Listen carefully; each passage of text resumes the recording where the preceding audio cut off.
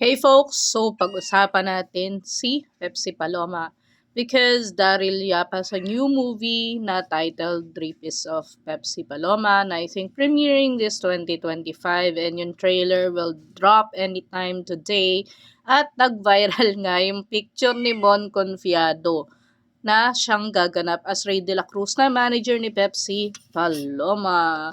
And hawig nga daw siya ni Joey De Leon. But anyways, I don't think we should cancel Mon because he's just an artist, he's very passionate about his art, and good luck, ika-cancel natin.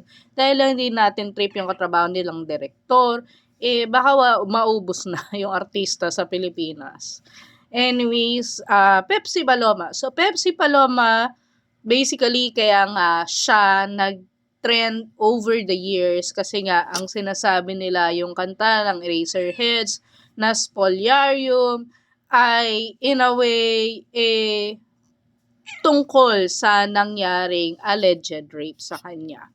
But ano ba yun talagang naging development so far?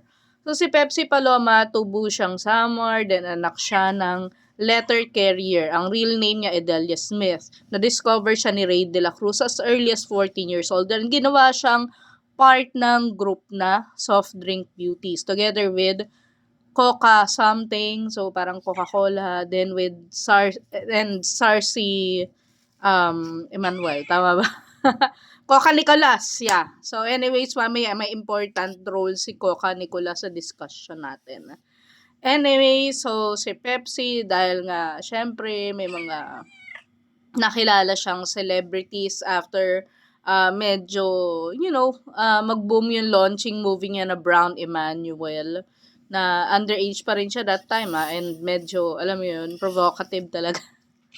Diba? Kasi kumbaga, diba, sila yung version natin now ng mga VMX, diba? Hindi na Viva Max, VMX actors, diba? And yeah, yung mga dati, di ba, Viva Hot Babes, yung mga ganun-ganun. So, yun yung dati, soft drink beauties, kinakalmot ako ng pusa ko. Anyways, so, nang ano daw sa kanya, nang halay sa may Sulo Hotel. So, that's like, nakapunta na ako before dun. That's like, I think that's somewhere near East Avenue sa Quezon City. So, malapit siya sa House of Representatives, Quezon City Hall. And sinasabing maraming under-the-table deals daw dun. Anyways, ang sinasabi nga niya ay, si Richie De Horsey, si Vic Soto, and si Joy De Leon ang nanghalay sa kanya. And that time, parang si Joy yung oldest, like I think he's the one who's 35, then si Vic 27, si Richie ata 24, if I remember correctly. And may kasama din siya nung nahalay di umano si Guarin. So, dahil 3 minutes sa tong video, mapaiklian na natin. Basically, so hinabla, ganyan. But then, tinutukan daw ng barrel. Si Pepsi, kasi, di ba friends nung si Tito Soto kasi influential na that time. So, sa kanya daw humingi ng help, then tinutukan ng baril, kaya nag-sign siya ng affidavit of desistance. Ibig sabihin, hindi na siya magkakaso. But, she was a minor that time, and that would actually pave the way sa conspiracy theory kasi nga dahil minor siya that time, parang pwede siyang ulit ma-open or something when she turned 18 and she was 17 when she hanged herself. Then, sa diary, na kino-question yung authenticity, nakasulat doon na meron siyang monetary problems, may problems with her boyfriend, rocky relationship with her mom, but sabi ni Ray di raw, totoo yun. And si Ray, I believe, was eventually gunned down. He is actually a barangay captain sa I think I was Tondo. Anyways, yan, papasok na natin si Coca Nicolas. So, she got interviewed by Julius Babaw, who's famous of interviewing yung mga dating karamihan sexy stars na naghihirap na ngayon. But of course, before that, he's really a good journalist. Actually, hindi naman less of a journalism yung ginagawa niya ngayon. It's just that medyo mas, I don't know, salacious yung contents niya ngayon. Yeah, so Coca admitted na ni Ray De La Cruz. Baka na lang yun. Na she even asked Pepsi about that. So, hindi daw totoo yung rape.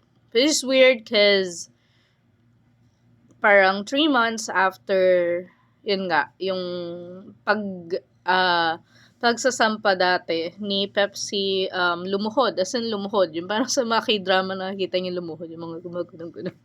Lumuhod and nag-sorry yung tatlo for their error. So, di nila binanggit ko ano yung error yun. Pero sinabi nila parang for na sana makamove on from this error to something better future. Which is weird. Why is that error? Why do you need to apologize?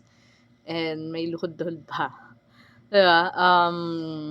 Yeah. So, kaya hanggang ngayon, even with yung sa sinabi nga ni Coca, parang ma-question mo, why apologize? Ganyan. Although may sinabi na hindi nang galing kay Guada mismo, pero may chika na si Guada even tried, si Guada Garin, remember, siya yung naghasa, allegedly, together with Pepsi. She tried to say sorry to Vic Soto. Kasi nga naman, nadawit yung name nila and everything. And until now, many people think they are pissed. Yeah, we have to cut it out because yung TikTok maano sa ganito. Mga shadow ban tayo. Sinasabing di totoo yung shadow ban, no. Totoo siya kasi na-experience ko siya. Anyways, yeah. So, moving forward, ano yung expect natin sa movie? Parang may bago daw clues.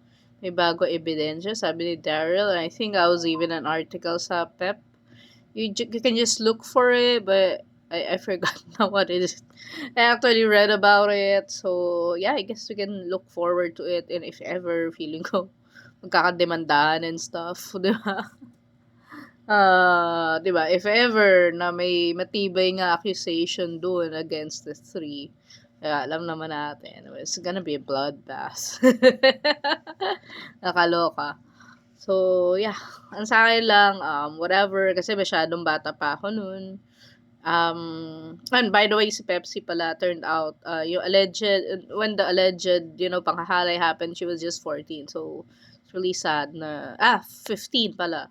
Imagine someone so young to undergo something like that. When I was 15, that was way back 2002. So, yeah, that was the time I was into playing PlayStation, Final Fantasy. So, imagine, tas yung ganun, you had to work, you had to do provocative movies, you had to be in a broken family, and then on top of that, you had to be, kung totoo man nangyari, abused. So, grabe. So, sana lang, kung sino man yung nagsasabi ng totoo, makakuha ng hustisya, sana this will clear up everything.